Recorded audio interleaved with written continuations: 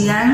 Kami dari kelompok 1 Ekonomi Mikro, Prodi Manajemen kelas A akan membahas materi kami tentang pengertian ekonomi mikro dan makro. Sebelum itu, saya akan memperkenalkan anggota kelompok saya. Di sebelah kiri saya Maria Lydia Bunga sebagai pemateri pertama. Dan saya Agus Saleh sebagai pemateri kedua. Dan saya Dimitriana Tawawiya sebagai moderator. Jadi baik, sesi perkenalan kami cukup sampai di sini. Sekarang kami akan lanjut dengan sesi pemaparan materi. Di sini saya sebagai pemateri pertama akan membahas tentang pengertian ekonomi mikro dan makro.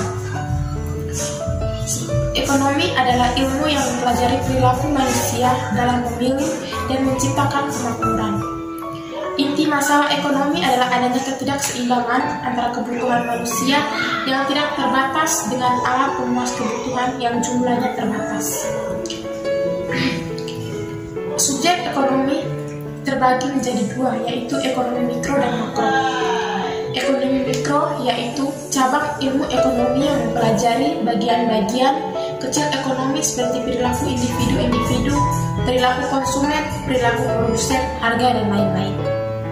Sedangkan ekonomi makro yaitu cabang ilmu ekonomi yang mempelajari keseluruhan perekonomian baik suatu negara, daerah seperti inflasi, pengangguran, kemiskinan, neraca, dan pertumbuhan ekonomi. Perkembangan ekonomi mikro. Sejarah perkembangan ekonomi mikro bermula dari perkembangan awal ekonomi modern.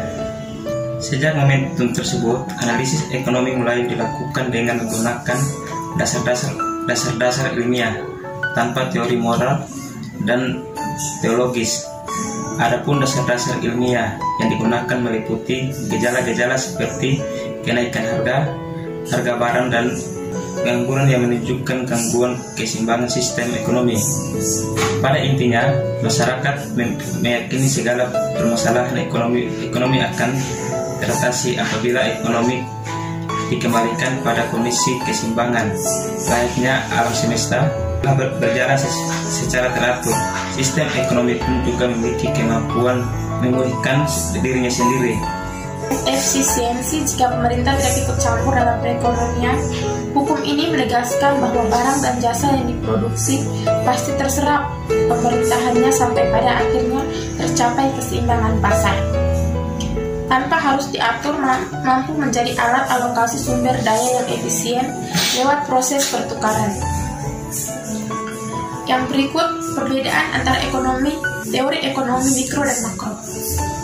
Ekonomi mikro merupakan cabang ilmu ekonomi yang mempelajari tentang variabel dalam lingkup ekonomi yang lebih kecil. Contohnya perusahaan, perilaku konsumen, permintaan, dan lain sebagainya. Ekonomi mikro berupaya menemukan faktor-faktor yang berkontribusi dari sebuah keputusan dan apa dampak pilihan ini terhadap pasar umum. Sedangkan ekonomi makro merupakan studi holistik tentang struktur perilaku, kinerja proses pengambilan keputusan ekonomi di tingkat nasional.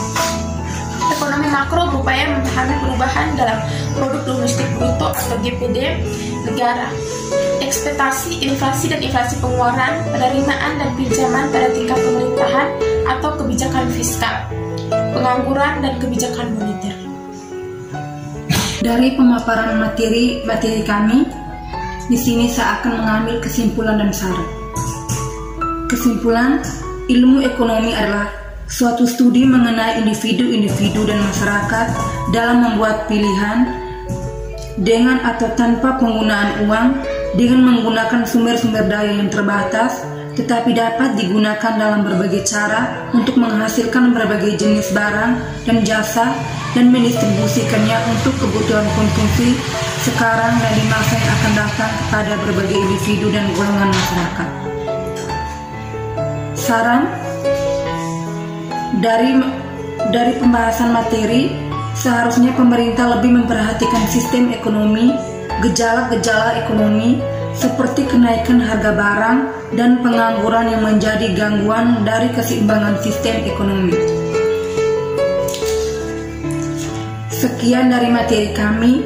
Jika dalam pemaparan materi kami masih ada yang kurang atau ada kata-kata yang kurang tepat, kami mohon maaf. Dan semoga materi yang kami paparkan dapat berguna bagi masyarakat. Sekian dan terima kasih.